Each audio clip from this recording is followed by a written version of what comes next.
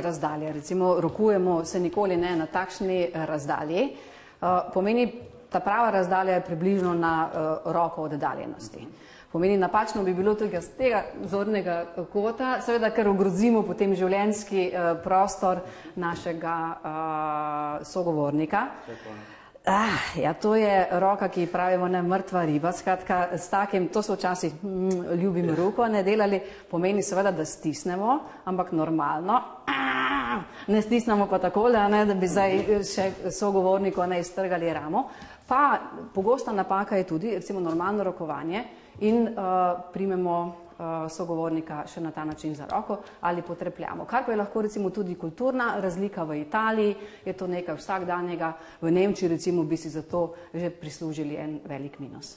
Kaj pa zaprta dlan, da v bistvu ne dovolijo, da...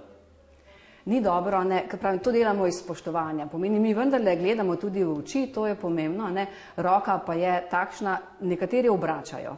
Nekateri obračajo, ker hočejo pokazati prevlado. Pravim, tu se prepustite tudi toliko, lepo se pogovarjamo, odpremo tudi roko. Nekateri delajo tako. Ali se to lahko delate s svojo prijateljico, prijateljem, ampak nikakor ne seveda z enim človekom, ki ga srečate tako.